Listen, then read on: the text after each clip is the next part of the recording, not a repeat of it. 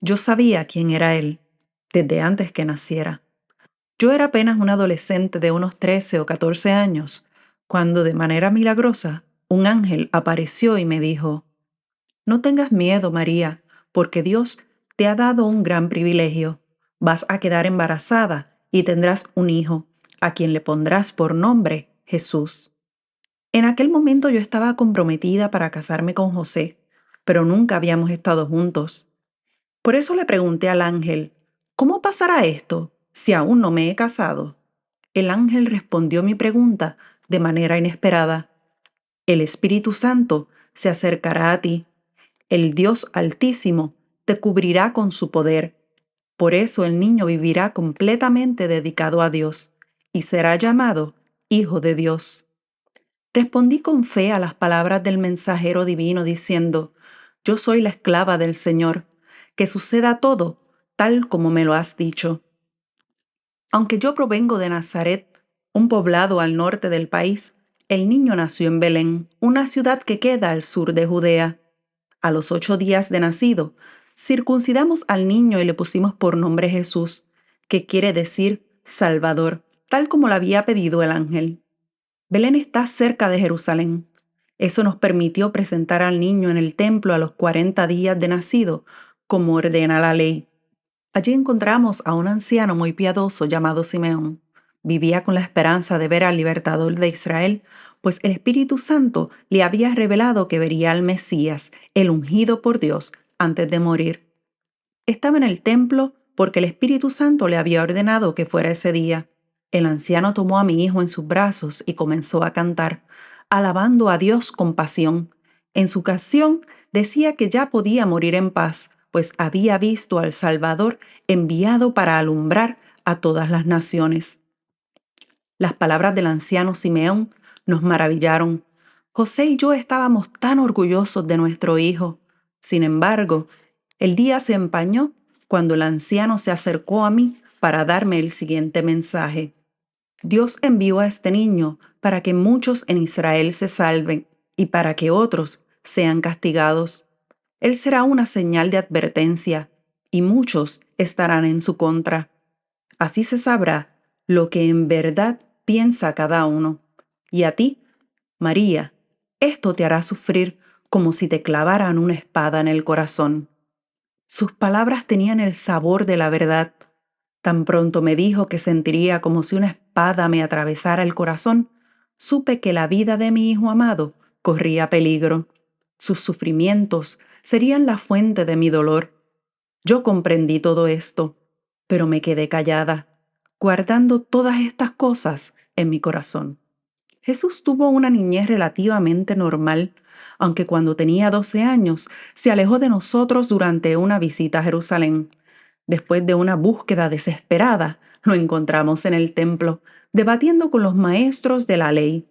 Después de ese episodio, hicimos todo lo posible por darle una niñez, adolescencia y juventud normal a Jesús. Creció mucho, tanto en estatura como en sabiduría. Para todos los demás, Jesús era solo el hijo de un obrero pobre y el hermano mayor de Jacobo, José, Judas y Simón. Sin embargo, yo sabía quién era Jesús. Yo conocía que había sido enviado por Dios para cumplir una misión especial. Yo esperaba que un día comenzara a revelar a la humanidad su verdadera naturaleza. Yo temía la llegada de ese día. Juan, el hijo de mi parienta Elizabeth y el sacerdote Zacarías, comenzó a predicar cerca del río Jordán. Su mensaje era extraño, ya que exhortaba a los hombres judíos a bautizarse en señal de arrepentimiento. El bautismo era un tipo de baño ritual que solo se exigía a los hombres extranjeros que se convertían al judaísmo. Los líderes religiosos tradicionales rechazaban el mensaje de Juan, ofendidos porque los trataba como si no fueran descendientes de Moisés. Cuando Juan vio a Jesús, comenzó a decir: Aquí viene el Cordero de Dios que quita el pecado de la gente del mundo. Por medio de él, Dios les perdonará a ustedes todos sus pecados. Las palabras de Juan hacían referencia a la primera celebración de la fiesta de la Pascua, cuando Dios le ordenó a su pueblo que protegiera a sus familias colocando sangre de un cordero en el marco de las puertas de sus casas. Yo, a pesar de no haber estudiado la ley de Moisés, pude comprender el significado oculto de su metáfora. Así como la sangre del cordero fue un instrumento divino para la salvación de Israel, la sangre de mi Hijo sería un instrumento divino para la salvación de toda la humanidad. La sangre de mi Hijo. Jesús siguió llamando discípulos, que lo seguían como si fuera un rabino. Mi hijo no había estudiado con rabino reconocido alguno, ni había pasado largo tiempo preparándose para ser un maestro de la ley en Jerusalén, Alejandría o Babilonia. Aún así, enseñaba con una autoridad nunca antes vista. Un buen día, unas amistades me invitaron a una fiesta de bodas en una región de Galilea llamada Caná. Jesús y sus discípulos fueron conmigo.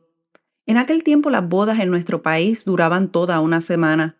Las familias de los novios debían estar preparadas para darle alojamiento, comida y bebida a todas las personas invitadas a la celebración. Quedarse sin comida y sin vino suficiente a mitad de la fiesta era una gran vergüenza. Y eso fue precisamente lo que ocurrió. Se acabó el vino antes de que terminara la fiesta.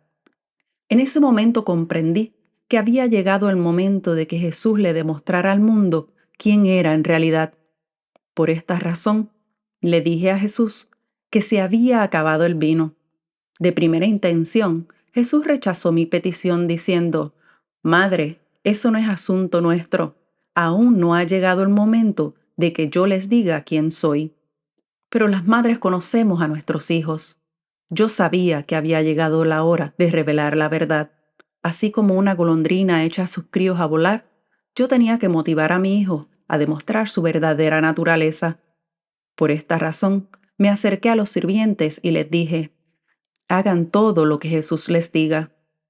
Jesús le ordenó a los sirvientes que tomaran 6 grandes tinajas, tan grandes que en cada una cabían hasta 100 litros, y las llenaran de agua hasta el borde.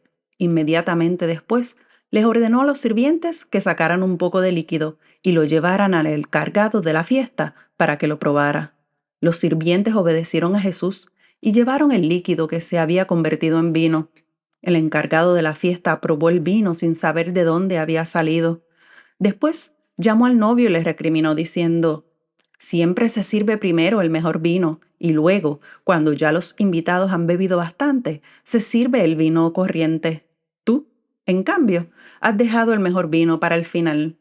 Pronto, todos se dieron cuenta que el vino había sido provisto de manera milagrosa. Esta fue la primera señal hecha por Jesús. Su demostración de poder fue tan contundente que a partir de ese momento todos sus discípulos creyeron en él. La gente estaba tan contenta que yo comencé a llorar de alegría. Estaba feliz, celebrando que Dios había visitado una vez más a su pueblo. Sin embargo, las palabras del anciano Simeón interrumpieron mi alegría, resonando en mi mente y en mi corazón: una espada traspasará tu alma. Mis lágrimas de alegría se convirtieron en llanto, de miedo y dolor. Me entristecí, sabiendo que la primera señal milagrosa de Jesús marcaba el comienzo de un ministerio que terminaría de manera violenta. Jesús predicó en Galilea, Judea y hasta en Samaria. Sanaba enfermos, echaba fuera demonios y anunciaba la llegada del reino de Dios. Pero las autoridades reaccionaron a su labor con amenazas de violencia. Mi hijo estaba en peligro de muerte. La espada que traspasó mi alma finalmente llegó. En solo un día, durante la fiesta de la Pascua, Jesús fue arrestado, juzgado y crucificado. Mis otros hijos no creían en Jesús. Su muerte me dejaba sola, pobre y sin hogar. Yo lloraba amargamente al pie de la cruz, acompañada por otras mujeres que seguían a Jesús y por Juan, uno de sus discípulos. Aunque Jesús agonizaba, con gran dificultad me habló desde la cruz y me dijo: mujer, ahí tienes a tu hijo. Y a Juan le dijo: ahí tienes a tu madre. A partir de ese momento, Juan me recibió en su casa como parte de su familia.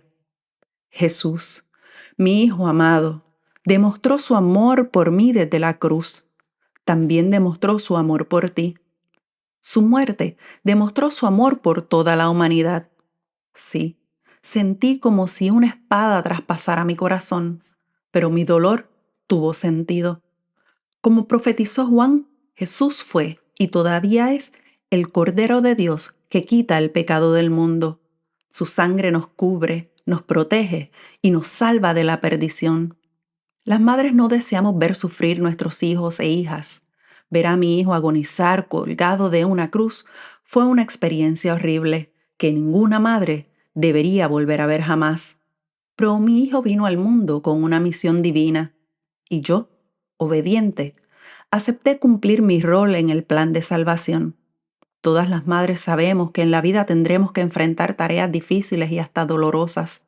La buena noticia es que aún en medio del dolor, la obediencia a Dios trae bendición tanto para nosotras como para nuestras familias y, en el caso de Jesús, para toda la humanidad.